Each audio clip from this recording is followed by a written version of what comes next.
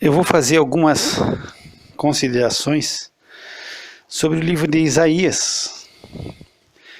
Isaías tem 66 capítulos e ele é considerado dentro das Sagradas Escrituras, por alguns, como se fosse uma pequena Bíblia ou uma Bíblia dentro da Bíblia, já que tem 66 capítulos. E aí seria dividido do capítulo 1 ao 39, seria a parte de juízo, e do 40 ao 66 seria uma parte de consolo e de esperança. E aí dividiríamos assim o livro de Isaías. Alguns estudiosos gostam de pensar desse jeito o livro de Isaías. Seriam os 39 livros do Velho Testamento, a primeira parte, e os 27 do segundo do Novo Testamento, na parte a partir do versículo do capítulo 40. O nome Isaías significa Javé salva, ou Javé é salvação. E segundo a tradição, diz que Isaías é um homem de linhagem real. Ele se declara filho de Amós, e Amós seria um filho dos mais novos dos filhos do rei Joás. Então, pela tradição, Isaías ele seria um homem de linhagem real. E aí, com o livro de Isaías, nós vamos abrir os profetas maiores, os 5 livros dos profetas maiores, que seriam Isaías, Jeremias, e aí tem o livro de Jeremias e Lamentações, que Jeremias entraria com 2 livros, Ezequiel e Daniel. E aqui nós temos uma particularidade. Por quê? Embora que não esteja na Escritura, se essa colocação que Isaías é um homem de linhagem real, dos profetas maiores, dos 4 profetas maiores que vão compor 5 livros, nós teríamos 2 profetas de linhagem real, porque Daniel, a Escritura traz claramente que Daniel é um homem de linhagem real, é nobre. Então nós teríamos Isaías, segundo a tradição, e Daniel. Então 2 homens de linhagem real da nobreza. E nós teríamos Jeremias, que é sacerdote. Ele é filho do sumo sacerdote Uquias. Ele não pode não ter exercido o sacerdócio, mas ele é filho de sacerdote, ele é da linhagem sacerdotal. E depois nós vamos ter Ezequiel, e Ezequiel também, ele vai ser numa família sacerdotal. Então nós temos aqui desses 4 profetas, 2 com linhagem sacerdotal, que é Jeremias e Ezequiel, e nós temos 2 profetas com linhagem nobre, com sangue real, que é Isaías e Daniel.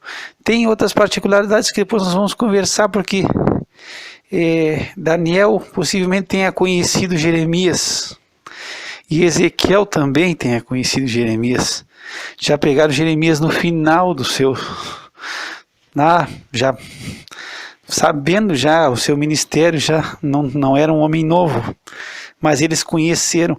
Já no caso de Isaías, Isaías ele vai ser bem anterior, porque Isaías ele atua no seu ministério no tempo de Uzias, porque ele diz que no ano que morreu o rei Uzias, ele vê o Senhor sentado no seu trono, no capítulo 6.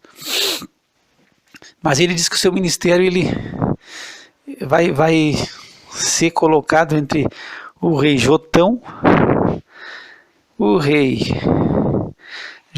depois mais Vamos pegar aqui que ele já diz, né, no início do livro, o rei Acás e Ezequias, e ele coloca Uzias também, então Uzias, Jotão, Acás e Ezequias. Se tu juntar só Jotão, Acás e Ezequias e não colocar Uzias, tira Uzias, tu já vai ter um ministério de 61 anos. Então foi um ministério grandioso. Se tu somar ainda o rei Uzias, e ainda ele foi morto, no período, segundo a tradição, ele foi morto pelo rei, a mando do rei Manassés, filho de Ezequias, que era um rei ímpio. O ministério dele foi mais de 60 anos. Se data de 740 a 700 a.C. Tu sabe que a.C.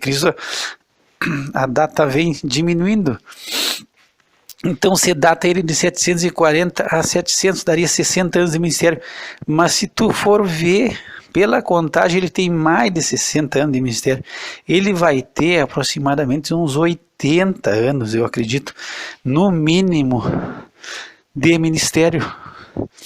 Ele, segundo também a tradição, ele foi um homem que ele morreu velho, ele morreu com 120 anos, segundo a tradição. Isso não está na Bíblia.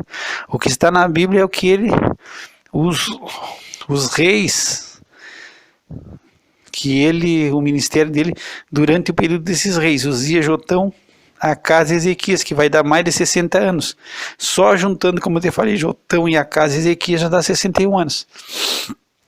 Mas segundo a tradição, não está na Bíblia, ele viveu 120 anos. E segundo a tradição, ele foi morto, cerrado ao meio.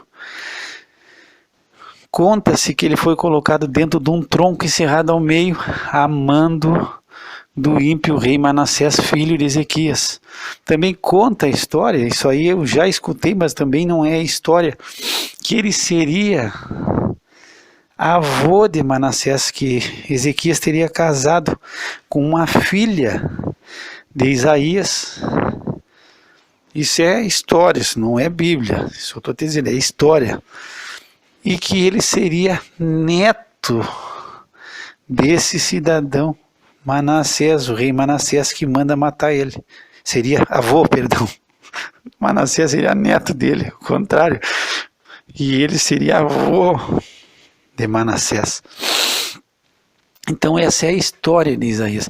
E o livro dele é um livro maravilhoso, é simples, não é uma linguagem difícil de tu pegar. Tu aprende o livro com muita facilidade. A linguagem é claríssima, a escrita é uma escrita fácil. E é um chamamento a nos voltarmos para Deus. E ele é um profeta estritamente messiânico.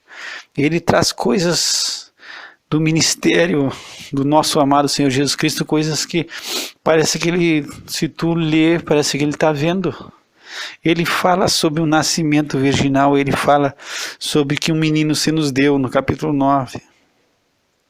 Fala sobre o principado, que ele é Deus forte, que ele é Pai da eternidade. Então, ele fala coisas tremendas também. Isaías traz o dia do Senhor, o que vai acontecer, e ele faz um chamamento. Então, nos primeiros, ele faz um chamamento de juízo.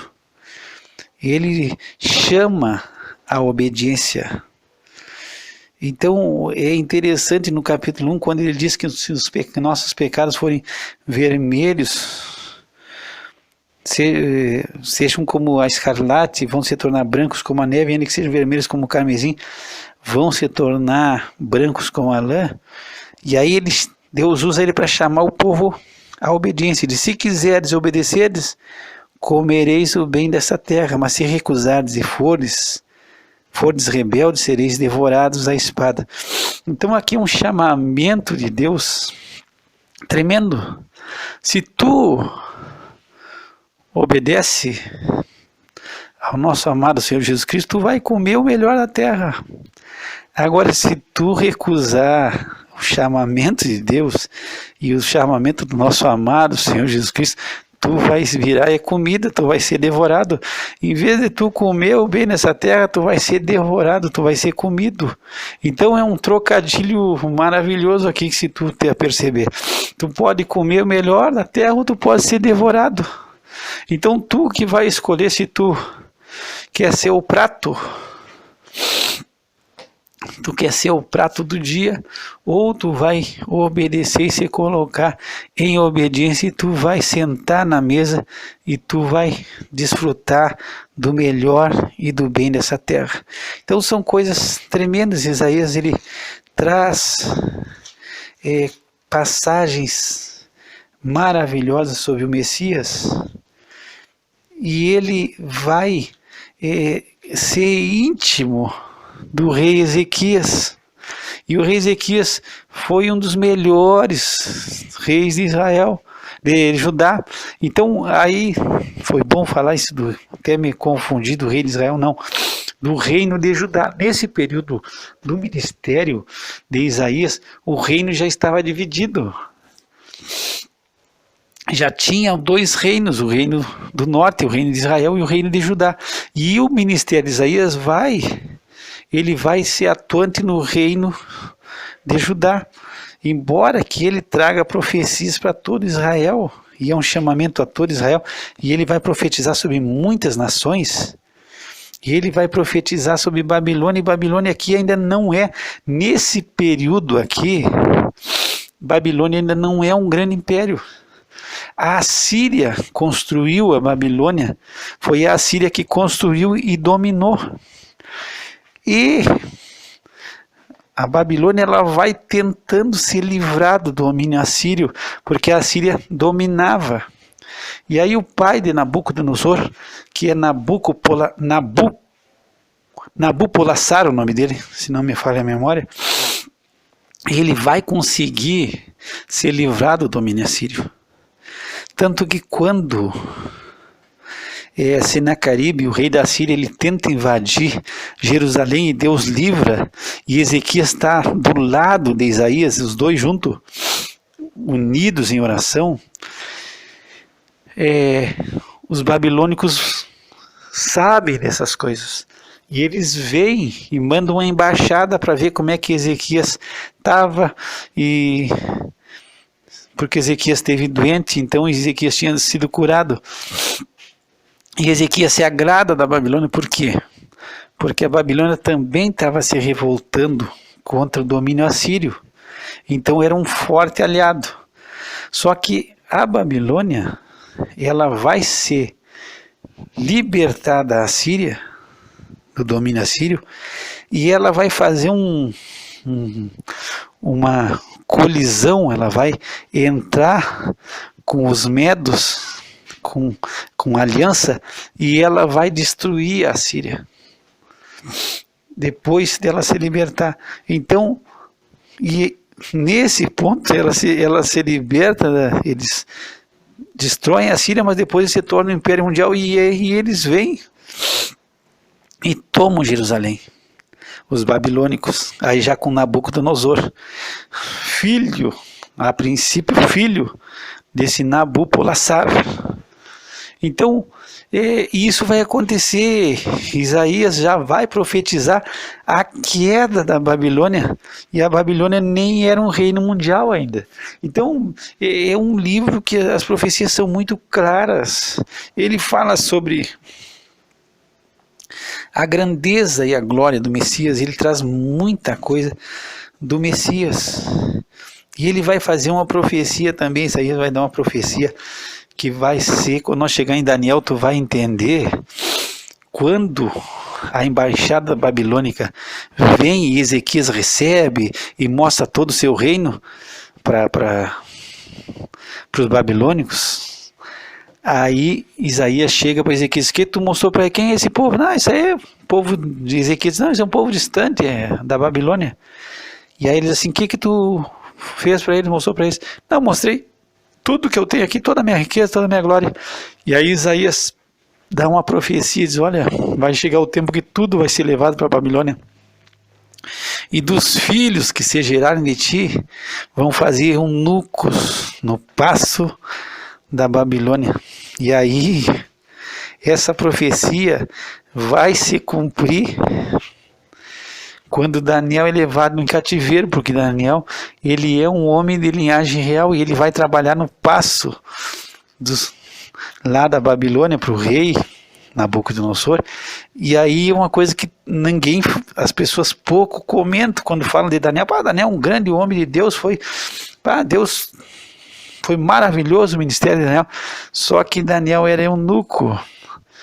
Ele vai fazer parte dessa profecia de Isaías. Ele vai ser castrado quando jovem, ele não vai ter família, embora que não esteja na Bíblia, mas isso é um cumprimento. E eu, escutando para mim, dos que eu escutei até hoje, nesse período que eu sirvo a Deus, o homem que mais conhece da Bíblia é um homem que já faleceu no ano de 96, mas os estudos dele estão atual ainda, e tu escuta na BBN, e até na internet, programa Através da Bíblia, e ele é o pastor J. Vernon Magui, e ele comenta que Daniel foi eunuco. E tu lendo a Bíblia, tu vai se dar conta que ele vai ser eunuco, porque ele é entregue para os chefes dos eunucos para formar ele. Se fosse entregue para o chefe dos padeiros, o que o chefe dos padeiros ia formar ele? Padeiro. Se fosse entregue para o chefe dos copeiros, o que o chefe dos copeiros ia formar ele? Copeiro. Agora seria entregue para o chefe dos eunucos, o que o chefe dos eunucos vai formar eles? Vai formar eunuco. E é uma profecia do nosso amado Isaías. Isaías, ele traz, no Isaías 53, ele traz todo o sofrimento de Cristo, e é algo tremendo, é fora do normal o que Isaías traz em Isaías 53. E existe muita esperança. Também Jesus, ele fala sobre, quando ele chega na sinagoga e você dá os rolos, os pergaminhos para ele abre no profeta Isaías, e aí ele vai pegar Isaías 61, o Espírito do Senhor, Deus está sobre mim, porque o Senhor me ungiu para pregar boas novas aos mansos, enviou-me a restaurar os contritos de coração e a proclamar liberdade aos cativos e a abertura de prisão aos presos. Então Jesus lá na sinagoga vai pegar e vai abrir o livro de Isaías e vai ler Isaías. E aí Jesus vai dizer, hoje você cumpriu essa palavra diante dos vossos olhos. Então Isaías, ele é tremendo, é um grande profeta, quer dizer, que Deus usou de uma forma maravilhosa. Não se vê oposição ao ministério dele franca, porque ele foi aliado de Ezequias, e quando dá esse problema com Manassés, não está registrado na Bíblia. Então, isso aí faz parte da história, mas ele é bem aceito e ele pregou no reino de Judá. Então é uma linguagem simples e é uma linguagem maravilhosa. No capítulo 66, eu já vou terminar aqui, se tu pegar o versículo 8, 66, versículo 8, ele vai falar do nascimento da nação de Israel.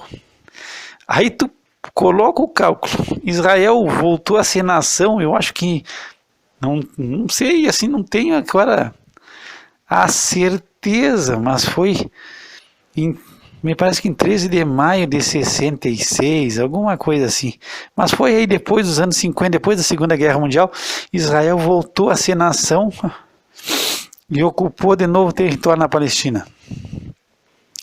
Eu não tenho certeza, não vou te dizer agora, mas foi depois dos anos 50, lá por 60, 66, eu não tenho, mas me parece que a data é 13 de maio.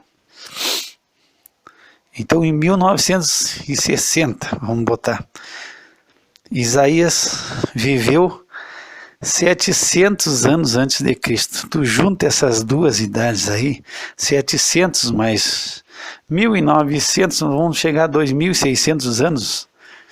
Isaías profetizou sobre o ressurgimento da nação de Israel.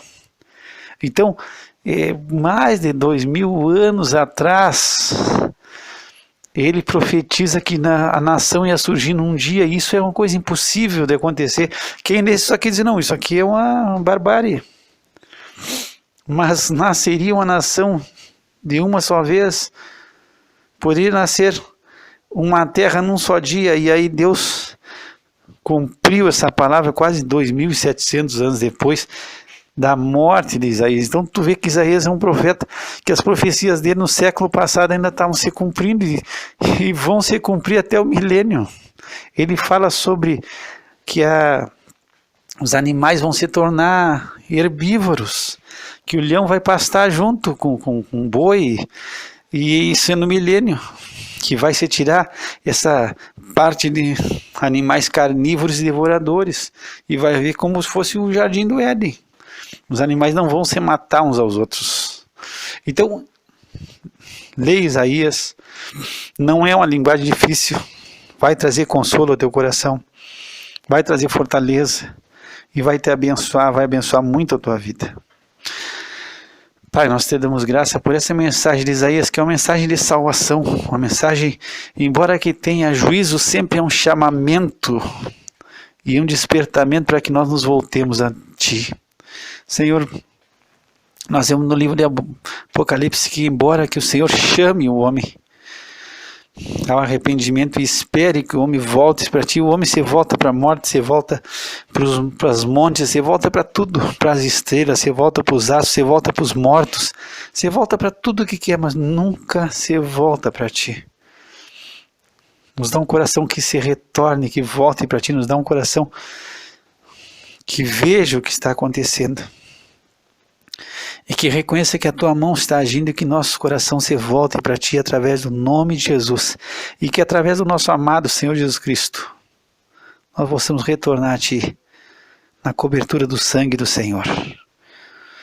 Que o Senhor te abençoe e te guarde, que o Senhor faça resplandecer sobre Ti o seu rosto, tenha misericórdia, que o Senhor levante seu rosto sobre Ti e te dê a paz. Graça e paz da Pai Deus nosso Pai e do Senhor Jesus Cristo.